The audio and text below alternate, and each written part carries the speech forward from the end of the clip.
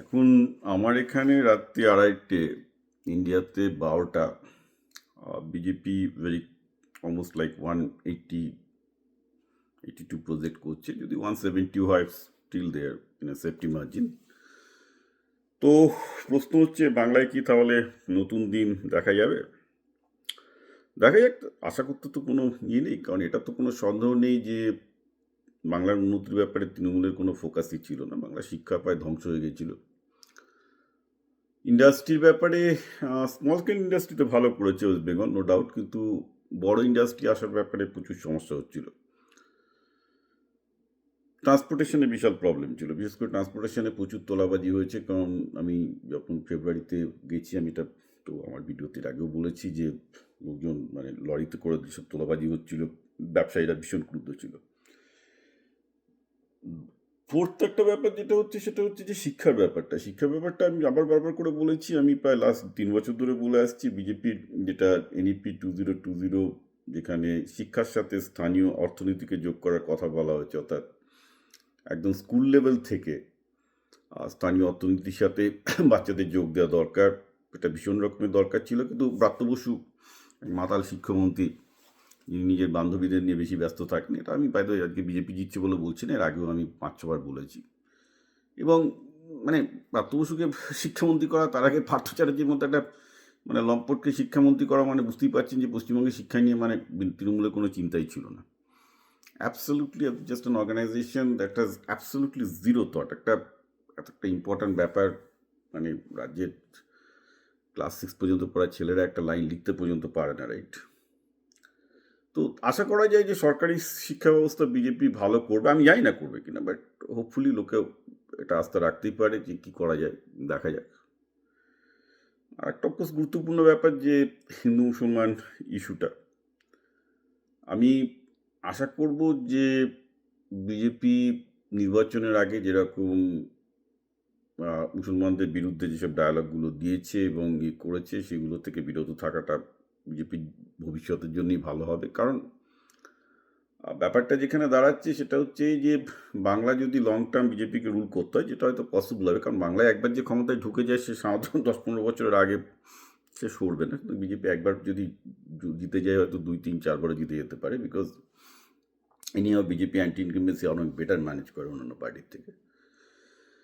তো ইস্যুটা হলো এই যে, যেহেতু বাংলায় 30% মুসলিম আছে এবং মুসলিম ভোট মোস্ট লাইকলি, মানে তৃণমূল এবং বামফ্রন্ট দুটো একই ভুল করেছিল, দুটোরই জেতার এটা ছিল সিন্ডিকেট। আর একবার সিন্ডিকেট ব্রিচ হয়ে গেলে জনগণের ভোটে তো জিতে আসছে না, সিন্ডিকেটের ভোটে জিতে আসছে। তো একবার ওটা ব্রিচ হয়ে গেলে, তাদের হাত থেকে ক্ষমতা সরে গেলে, পুলিশ সিন্ডিকেট সরিয়ে গেলে সেই পার্টি আর টিকতে পারবে না। পশ্চিমবঙ্গে সিপিএমও যেমন জিরোতে চলে এসছে, মমতা ব্যানার্জির পার্টিরও সেরকম জিরোতে চলে আসার সম্ভাবনা খুবই বেশি, কারণ পুরো পার্টিটাই দাঁড়িয়ে আছে পুলিশের ক্ষমতার উপর বেস করে, রাইট? তো ন্যাচারালি সেক্ষেত্রে পশ্চিমবঙ্গের বিজেপির বিরোধী কী হবে সেটা নিয়ে আমার খুব সন্দেহ আছে। মোস্ট লাইকলি বিরোধীরা ছত্রভঙ্গ হয়ে যাবে, কারণ সিপিএম এমনিতেই নিজেদের পায়ে জোর নেই, তারপরে এবার কেরালায় হেরেছে। কংগ্রেস, রাহুল গান্ধী খুবই অপরিণত আমি বলবো, নইলে ইনফ্যাক্ট রাহুল গান্ধী এই ভোটে ইলেকশনেও ভালো করতে পারতেন, কিন্তু দেখা যাচ্ছে যে কংগ্রেস একটা বা দুটো সিট পেলেও পেতে পারে, নাও পেতে পারে। তো মানে সেই আসামের মতো অবস্থা হবে আর কি, ঢ্যাঁস মার্কা বিরোধী আর কি। তাহলে পুরো রইল কারণ, অর্থাৎ বিজেপিকে এফেক্টিভ বিরোধিতা করার মতো কেউই তো বেঁচে থাকছে না যদি বিরোধী একবার বিজেপি যখন ক্ষমতায় আসবে। তো ন্যাচারালি বাংলার লিবারালরা এটা থেকে একটা শিক্ষা নিতে পারেন। বিশেষত আমি বলেছিলাম তামিলনাড়ু ইলেকশন থেকে, যে আপনারা যদি বিজেপি বিরোধিতা করতে চান করতেই পারেন, গণতন্ত্রের বিরোধিতাটা অবশ্যই কাম্য, কিন্তু সেই বিরোধিতা করার জন্য অবভিয়াসলি মানে মমতা ব্যানার্জির তৃণমূলকে সাপোর্ট করাটা অন্যভাবে বোধহয় উচিত হয়নি। বাট আমি নিজে মমতা ব্যানার্জির ফ্যান, আমি এটা একবার বলছি, আবারও বলছি, মমতা ব্যানার্জি যেভাবে একা লড়াই করে সিপিএমকে সরিয়েছেন, একজন লড়াকু নেত্রী, বিরোধী নেত্রী, দীর্ঘদিন তার ফাইটিং স্পিরিট। এটাও বলেছি যে বিরোধী নেত্রী হিসাবে তিনি নাম্বার 1, কিন্তু এখন তৃণমূলের বিরুদ্ধে এখন বিজেপির বিরুদ্ধে তিনি বিরোধী নেত্রী হিসাবে বাংলাকে নেতৃত্ব দিতে পারবেন কিনা সেটা নিয়ে সন্দেহ আছে, কারণ তার তৈরি করা মেশিনারি তার এগেনস্টেই চলে যাবে, এবং সেটা চলে গেলে তিনি যে পরিমাণ দুর্নাম কুড়িয়েছেন, এবং সাধারণ জনগণের সাপোর্ট কিন্তু তার পক্ষে নেই। মুসলমানরা তাকে মানে সাপের ব্যাঙ্গেলের গন্ধ গুলেছে, রাইট? তো জনগণের সাপোর্টটা একটু সরে যাবে। ইনফ্যাক্ট আমি একটা মজার ব্যাপার বলছি, আজকে যদি 1 মাস বাদে আরেকটা ইলেকশন হয়। ধরুন ইলেকশনে হয়ে গেল বিজেপি ধরে না 170, 180, তৃণমূল কিছু পেল 100, 110। এরপরে যদি ইলেকশন হয় তৃণমূল 110 থেকে 10-এ শিফট করে যেতে পারে।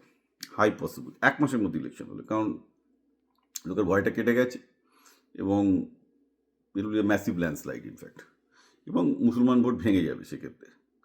তো এখন প্রশ্ন হচ্ছে যে মুসলিম ভোট কনসলিডেশন কার পেছনে হবে, টিএমসি, সিপিএম না কংগ্রেস?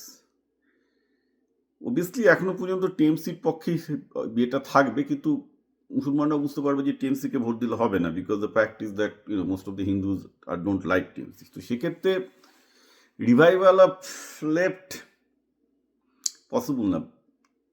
পসিবল আছে ইন দ্য সেন্স যে যদি মানে দেখুন যাদবপুর দমদমের মতো জায়গাতে 3 নম্বরে পড়ে আছে সিপিএম, 3 নম্বর বা 2 নম্বরে পড়ে আছে, তো হবে না ওইভাবে, রাইট? মুসলমানদের মধ্যে যে কটা ভোট পেয়েছে এটা তৃণমূলের অ্যান্টি ভোট হিসেবে। তো এখন প্রশ্ন হচ্ছে যে সিপিএমে তো সেই নেতাই নেই, সেই ব্লু প্রিন্টও নেই। আমি আবার বলে বলছি যে কেরালাতে আজকে তো আজকে ভারতবর্ষের প্রতিটা রাজ্য থেকে সিপিএম সরে গেল আজকে, রাইট? যা হচ্ছে আর কি, বামপন্থা এমন একটা জিনিস সেটা সময়ের সাথে সাথে বদলাতে হয়। যেটা ল্যাটিন আমেরিকায় হয়েছে, ইউরোপে হয়েছে, পশ্চিমবঙ্গে হয়নি, কেরালায় হয়নি, কারণ এরা মাথায় বুদ্ধি নেই। আমি আগেই বলেছি যে অধিকাংশ বামেদের হচ্ছে মানে ভীষণ রকমের বুদ্ধিহীন লোকজন আর কি, কালিদাস টাইপের পাবলিক, তো লাভ নেই। তো আর তাছাড়া সিপিএমের সাথে মুসলমানদের সম্পর্ক কোনো কালই খুব একটা যে ভালো ছিল তা না। সিপিএমের আমলে দিত ওই একই সিন্ডিকেট ক্ষমতায় থাকার জন্য।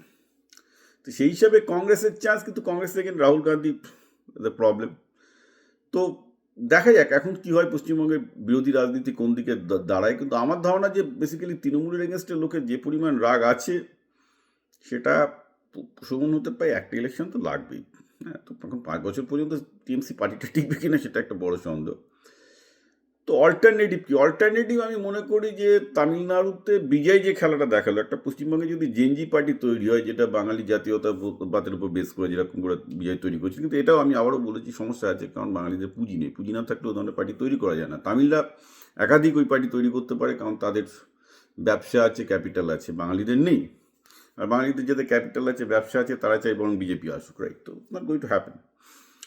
সো সেইটা একটা ব্যাপার। সুতরাং বাঙালি জাতীয়তাবাদের ওপর বেস করে যদি একটা পার্টি বিজেপির বিরোধিতা করে, সেখানে একটা বিজেপি বিরোধী কেন্দ্র তৈরি হতে পারে, কিন্তু সেটারও চান্স আমি দেখতে পাচ্ছি না, কারণ বাঙালির ক্যাপিটাল নেই। ক্যাপিটাল না থাকলে হবে না, কিছু হবে না। তো ইন এনি কেস বাংলার রাজনীতি যে চেঞ্জ হচ্ছে, hopefully it will change for better. আমি এবার ভাবছি যে এবার শুতে যাই, কিন্তু ঠিক আছে, এটা পশ্চিমবঙ্গের দিন একটা ঐতিহাসিক দিন। ঐতিহাসিক দিনটা দেখা, বেঁচে থাকতে থাকতে হয়তো আগের আগে মরে যেতেও পারতাম। বেঁচে থাকতে থাকতে পশ্চিমবঙ্গের জীবনে একটা পরিবর্তন হলো, সেটাও দেখলাম। সিপিএমের পরিবর্তন থেকে টিএমসি হয়েছিল, তখনও মনে হয়েছিল পশ্চিমবঙ্গে অনেক কিছু ভালো হবে। মমতা ব্যানার্জির প্রতি অনেক শ্রদ্ধাভক্তি ছিল যে তিনি ভালো কিছু করবেন, কিন্তু যেটা হলো ক্রমাগত, তিনি স্টার্টিংটা ভালো করেছিলেন। আমি বলবো যে প্রথম 3-4 বছর মমতা ব্যানার্জি খুব ভালোই টেনেছিলেন, অনেক কিছু পশ্চিমবঙ্গে পজিটিভ চেঞ্জ হচ্ছিল, কিন্তু তারপর ওই পুরো একটা সিন্ডিকেট, সেই সিপিএমের সিন্ডিকেট তোলাবাজি পুরো এর মধ্যে একটা বাজে জায়গায় চলে গেল। দেখা যাক এখন বিজেপি কী করে।